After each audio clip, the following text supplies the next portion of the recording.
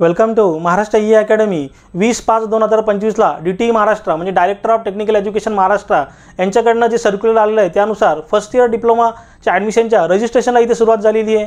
बघा डिप्लोमा इंजिनिअरिंगची पूर्ण admission process जिथे DTE महाराष्ट्र म्हणजे director of technical education Maharashtra he government body जिथे हँडल करते त्यानुसार इथे त्यांनी सर्क्युलर दिलेलं आहे का तुमचं रजिस्ट्रेशन कसं असेल म्हणजे पूर्ण प्रोसेस कशी असेल रजिस्ट्रेशनपासून तुमचं कॉलेजचं ॲडमिशन होईपर्यंत।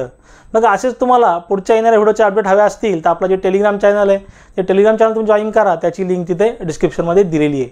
बघा हे आलेलं सर्क्युलर आहे 20/5/2025 ला first year diploma engineering admission 2025। बघा ऑनलाईन रजिस्ट्रेशन ऑफ ॲप्लिकेशन, मग तुम्हाला ऑनलाईन इथे ॲप्लिकेशन रजिस्टर करायचं आहे। बघा ही पूर्णपणे प्रोसेस ऑनलाईन असणार आहे आणि बघा 20/5/2025 ते 16/6/2025 ह्या पिरियडमध्ये तुमचं इथे ऑनलाईन रजिस्ट्रेशन होणार आहे। मग एकदम सिंपल फॉर्म असतो, तो फॉर्म कसा फिलअप करायचा याचा व्हिडिओसुद्धा मी बनवेल, तो व्हिडिओ तुम्ही सुद्धा जरूर बघा।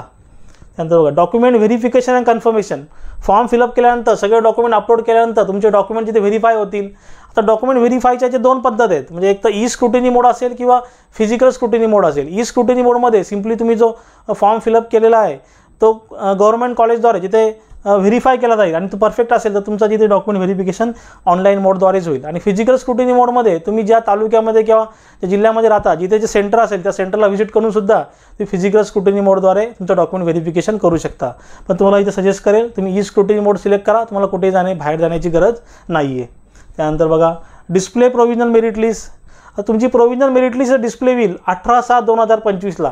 आता ही मेरिट लिस्ट का असेल, आता जे गव्हर्नमेंटचं रिझर्वेशन आहे त्या रिझर्वेशननुसार तुमची इथे all over Maharashtra rank decide होईल, तुमच्या कॅटेगरीनुसार तुमची रँक किती आहे तो पूर्ण तिथे डिसाईड होईल। प्रोव्हिजनल मेरिट लिस्ट 18/7/2025 ला जिथे डिस्प्ले होईल।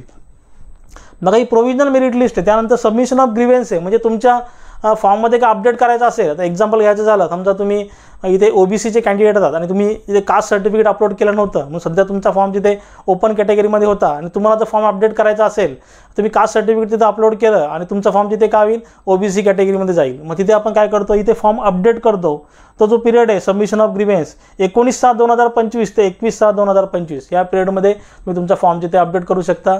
जे काही असेल कास्ट सर्टिफिकेट किंवा जे काही नॉन क्रिमिनल डॉक्युमेंट असेल ते तिथे अपलोड तुम्ही करून तुमचा फॉर्म तिथे अपडेट करू शकता। त्यानंतर डिस्प्ले फायनल मेरिट लिस्ट, मग हे सगळं झाल्यानंतर तुमची फायनल मेरिट लिस्ट इथे डिस्प्ले होईल 23/7/2025 ला।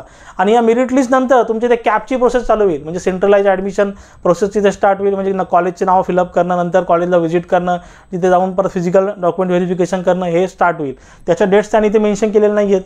बघा ऑनलाईन रजिस्ट्रेशनसाठी तुमची जी फीज आहे जनरल कॅटेगरीसाठी इथे फीज आहे ₹400 आणि रिझर्व कॅटेगरी म्हणजे SC ST NT OBC EWS यांच्यासाठी इथे फी आहे SBC SCBC ₹300। बघा अशा प्रकारचे इथे तुमची ऑनलाईन प्रोसेस आहे।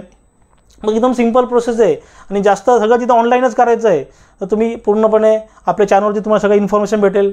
बघा मी सांगितलेली इन्फॉर्मेशन तुम्हाला आवडली असेल तर चॅनलला लाईक शेअर सबस्क्राईब करा, साईडला जे बेल आयकॉन बटन ते प्रेस करा, म्हणजे माझ्या पुढच्या येणाऱ्या व्हिडिओचे अपडेट तुम्हाला सर्वात पहिले भेटतील। थँक्यू।